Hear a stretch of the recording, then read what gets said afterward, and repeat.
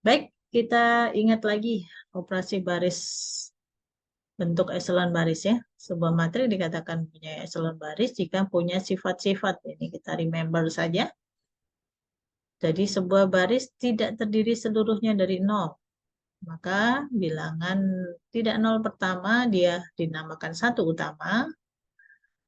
Ya, kemudian semua yang di bawah yang nol, maka semua baris dikelompokkan bersama-sama di bawah matrik.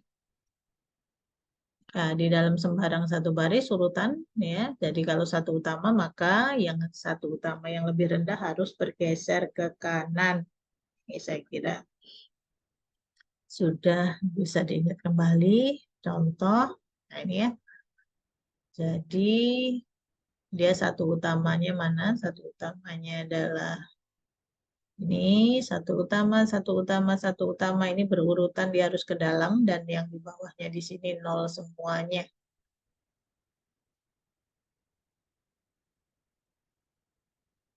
Nah ini juga, nah ini juga ya. Seperti ini masih ingat ya? Baik, sekarang kita uh, kembali juga mengingat bentuk eselon baris yang direduksi, reduced row echelon form, yang merupakan sebuah matrik yang sifatnya dia hanya satu utama ya, yang lainnya nol.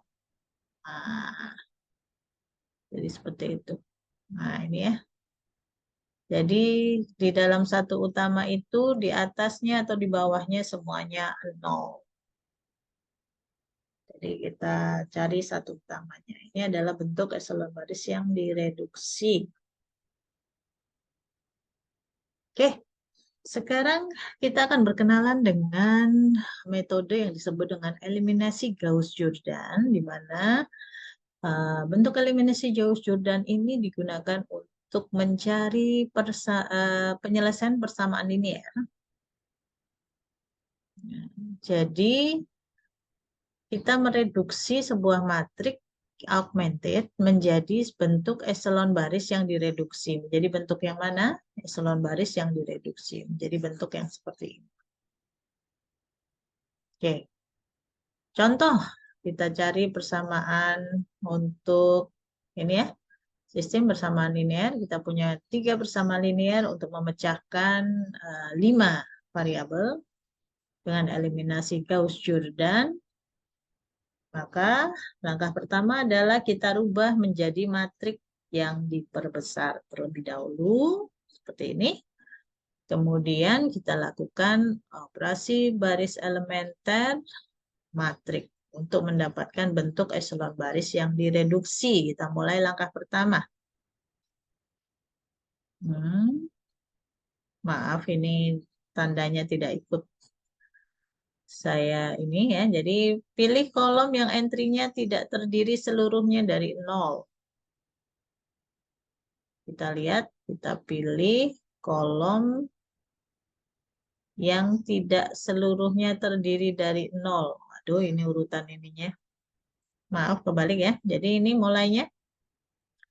Kita pilih kolom entry-nya tidak terdiri seluruhnya dari 0. Kan? Entry kolom pertama kan 022, tidak seluruhnya dari 0. Kemudian pertukarkan baris atas dengan sebuah baris lain jika perlu. Jika perlu itu artinya bisa ya, bisa tidak. Sehingga sebuah entry tak nol terletak lebih atas di kolom yang didapatkan dalam langkah 1. Ini kan kalau kita lihat di langkah 1 ini, baris pertama ini untuk kolom yang kita pilih itu 0. Maka ini harus dipertukarkan. Kita tukarkan saja dengan baris 2. Sehingga menjadi seperti ini. Sebelumnya 0, baris satunya 00 min 2, ini kita tukar dengan baris 2. Ya, menjadi 24 min 10. Oke.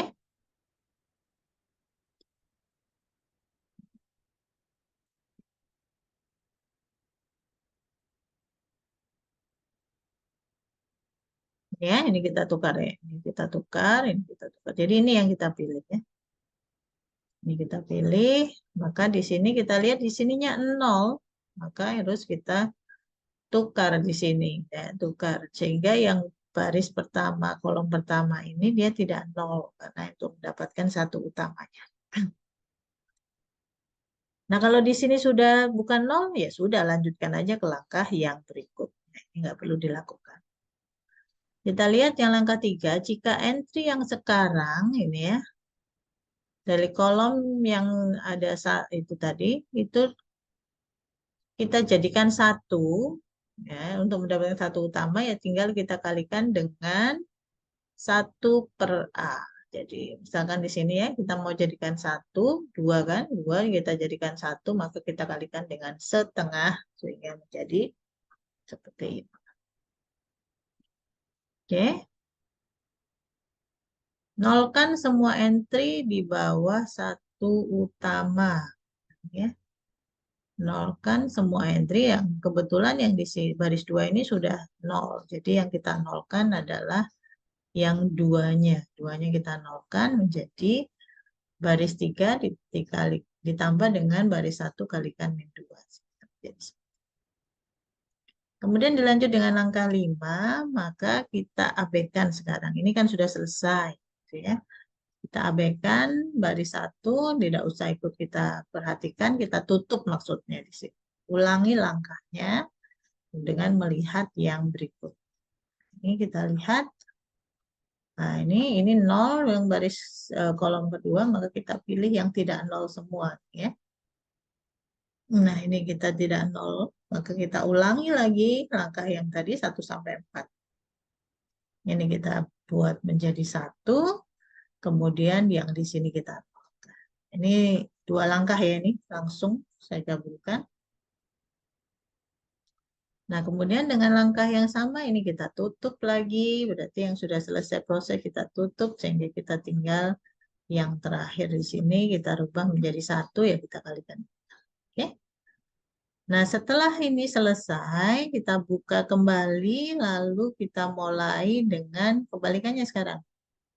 Kita memilih bekerjanya mulai dari entry yang satu utamanya paling terakhir, ya, di sini.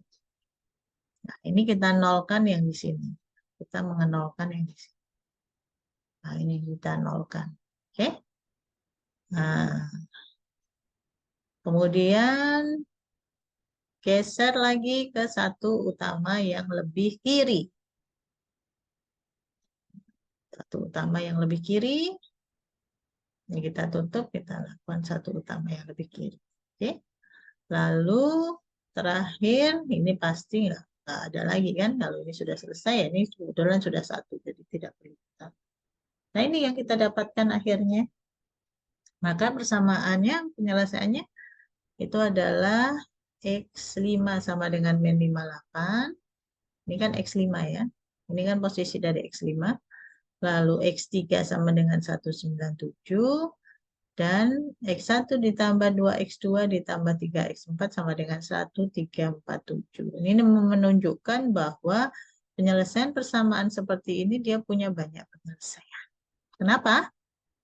Karena ini kan rank dari matrik A-nya itu 3, tapi jumlah persamaannya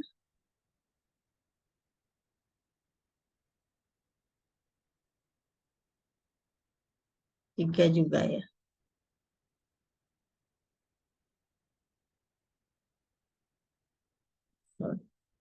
Jumlah variabelnya ya, jumlah variabelnya di sini 5 ya, jumlah variabelnya 5. Kita lihat di sini ini tergantung pada nilai X1. Jadi kalau misalkan kita pilih X1-nya 1, ya berarti 1. Untuk X2-nya nanti tinggal kita masukkan untuk mendapatkan X4.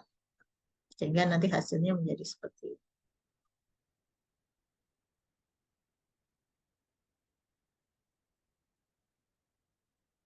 Nah, sekarang ada eliminasi Gauss. Kalau eliminasi Gauss itu kita hanya mereduksi sampai ini.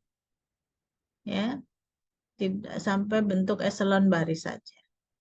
Lalu bagaimana penyelesaian persamaannya? Ya kita lakukan substitusi balik atau back substitution. Jadi kita ambil dulu yang paling ujung di sini X5 sama 58. Lalu ini kita masukkan ke sini, kan gitu ya. 1 ditambah, kan gitu ya. Min 7/2 kali 5. Ini kan X3 ditambah min 7/2 kali 5. Kalau kali X5, maka dia sama dengan min 6, gitu ya. Nah, sehingga yang di sini nilainya X5 kita masukkan dari hasil yang di sini. Nah, sehingga kita dapatkan ini untuk eliminasi Gauss. Ya, ini contoh penyelesaian dengan eliminasi Gauss. Oke, saya kira mudah ya. Jadi operasinya juga sudah pernah kalian lakukan beberapa kali. Saya ulang lagi mungkin agar lebih jelas ya. Jadi kita kembalikan kembali ya. Jadi tadi kan bentuk dari matrik ini kan berasal dari sebuah persamaan linear. Nah, ini bisa kita rubah lagi. Berarti ini kan sama dengan X1 ditambah 2 kali X2 dikurangi 5 kali X3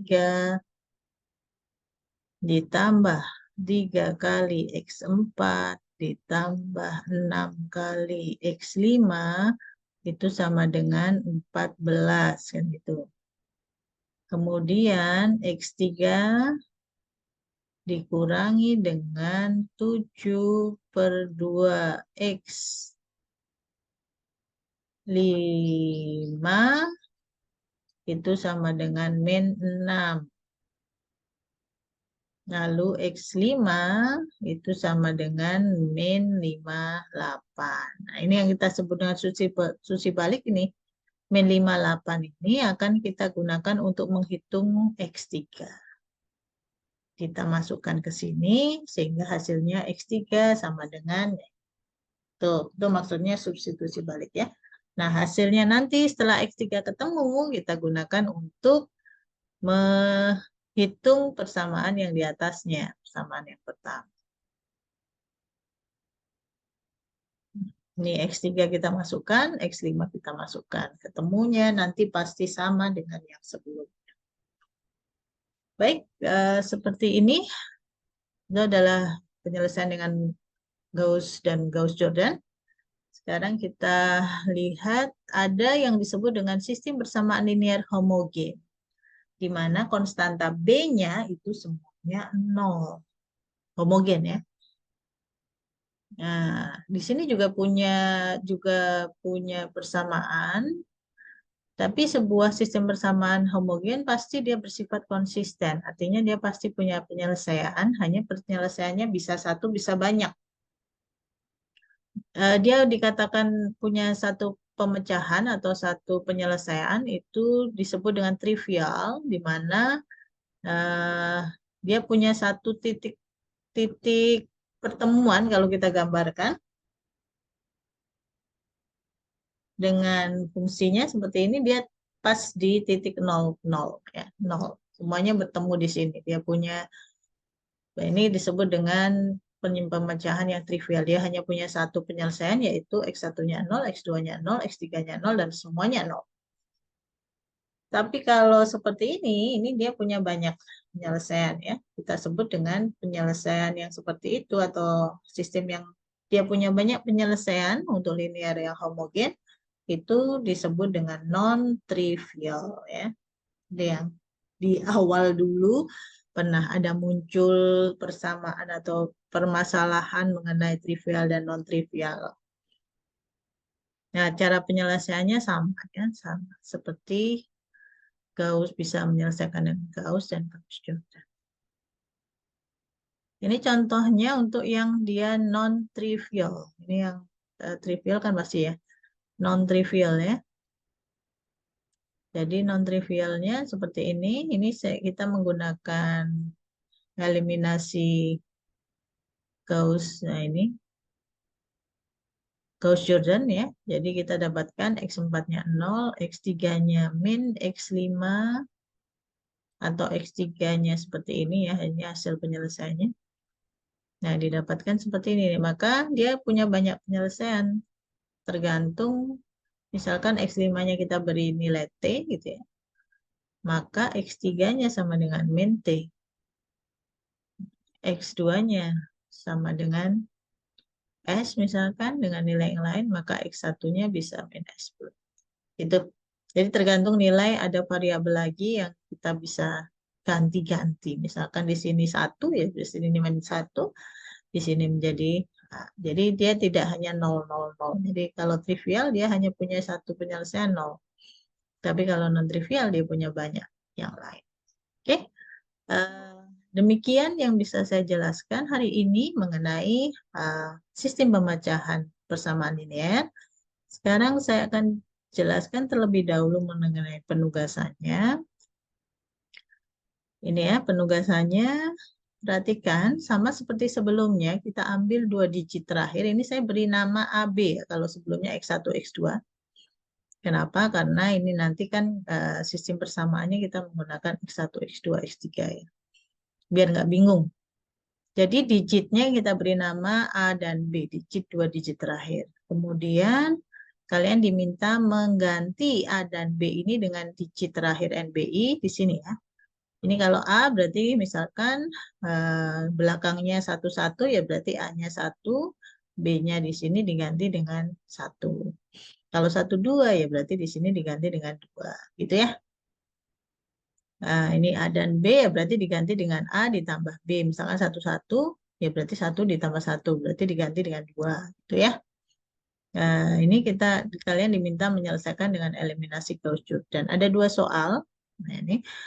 Sementara yang di sini variabelnya adalah X, Y, Z, W. Jadi A-nya itu adalah digit A dan B-nya adalah digit. Kemudian setelah menyelesaikan Gauss-Jordan, kalian diminta untuk menyelesaikan dengan eliminasi Gauss. Lalu yang ketiga, ini dibalik sekarang. Diketahui augmented matrix-nya. Ini A dan B-nya kalian diminta mengganti dengan ini ya, NBI terakhir. Lalu tuliskan persamaannya. Ini dibalik. Ini diminta kalian membuat persamaan. Ini augmented matrix seperti ini. Kalian diminta menuliskan persamaannya. Kemudian carilah dengan eliminasi Gauss-Jordan. Oke, saya kira tidak ada permasalahan. Masa pengerjaannya 1 minggu. Jika ada yang kurang jelas, bisa didiskusikan di grup. Terima kasih sekali lagi atas perhatiannya. Kita bertemu lagi pada materi yang berikutnya, masih membahas mengenai persamaan linear pada pekan depan. Wabillahi taufik walhidayah. Assalamualaikum warahmatullahi wabarakatuh.